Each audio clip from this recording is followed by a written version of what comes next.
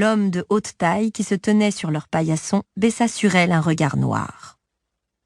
Malgré la chaleur, il portait un imperméable en cuir marron. Quand il franchit le seuil, ses chaussures ferrées d'argent produisirent un bruit creux. Jude leva les yeux vers son visage plongé dans l'ombre et frissonna. « Maman !» brailla-t-elle. « Maman ! Y a quelqu'un à la porte !» Maman sortit de la cuisine et essuya ses mains mouillées sur son jean. À la vue du visiteur, elle pâlit d'un coup. « Va dans ta chambre !» ordonna-t-elle à Jude d'un ton effrayant. « Tout de suite !» « À qui est cet enfant ?» s'enquit l'homme en désignant Jude. Il avait un drôle d'accent. « À toi ? À moi ? » « À personne !»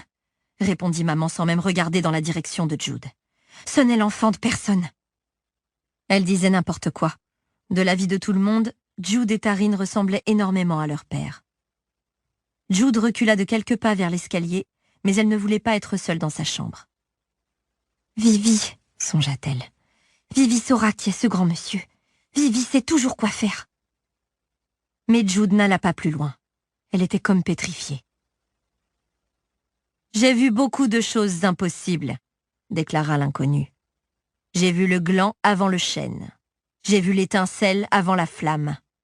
Mais je n'avais encore jamais vu ça. Une morte ressuscitée.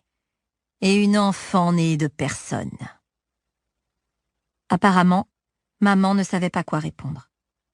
Tout son corps tremblait. Jude aurait aimé lui prendre la main et la serrer, mais elle n'osa pas. « J'ai douté de Balekin quand il m'a dit que je te trouverais ici, » poursuivit l'homme d'une voix radoucie.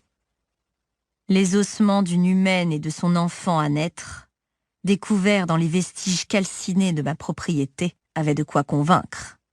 Sais-tu ce que ça fait d'apprendre au retour d'une bataille que son épouse est morte et son unique héritier avec elle? De voir sa vie réduite en cendres? Maman secoua la tête, plus pour chasser les mots qu'elle entendait qu'en réponse à la question posée. Il fit un pas vers elle. Elle recula d'un pas. Quelque chose clochait au niveau des jambes du géant. Ses gestes étaient raides, comme si bouger lui faisait mal. La lumière n'était pas la même dans le vestibule, et Jude remarqua que sa peau avait une étrange teinte verte et que ses dents du bas paraissaient trop grandes pour sa bouche. Elle distingua aussi ses yeux, semblables à ceux de Vivi.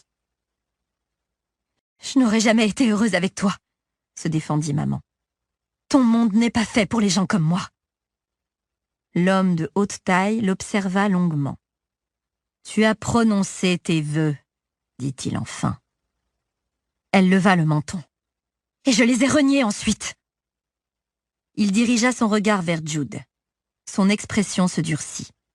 « Que vaut la parole d'une épouse mortelle? Je suppose que j'ai la réponse désormais. » Maman se retourna. Voyant son expression, Jude fila dans le salon. Taryn dormait toujours. La télévision marchait toujours.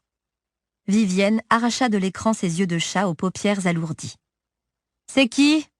demanda-t-elle. « J'ai entendu une dispute. »« Un homme qui fait peur !» l'informa Jude, essoufflée. Elle avait à peine couru, mais son cœur battait la chamade. « Maman a dit qu'il fallait qu'on monte !» ajouta-t-elle. Elle se moquait que maman le lui ordonnait à elle sans mentionner ses sœurs. Elle ne monterait pas seule. Avec un soupir, Vivi s'extirpa du canapé et d'une légère secousse réveilla Taryn. À moitié endormie, la jumelle de Jude suivit ses sœurs dans le couloir vers l'escalier. Alors qu'elle s'apprêtait à grimper les marches moquettées, Jude vit son père entrer par l'arrière de la maison, tenant à la main une hache de sa fabrication. C'était la réplique d'une arme qu'il avait étudiée dans un musée en Islande. Voir papa revenir du jardin avec une hache n'avait rien d'inhabituel. Ses amis et lui, passionnés d'armes anciennes, passaient un temps fou à parler culture matérielle et à dessiner des prototypes de lames imaginaires. Ce qui était bizarre, c'était sa manière de tenir son instrument, comme s'il allait... Son père brandit sa hache en direction de l'homme. Il n'avait jamais levé la main sur Jude ou sur ses sœurs pour les punir, pas même lorsqu'elles avaient fait une grosse bêtise. Il n'aurait pas fait de mal.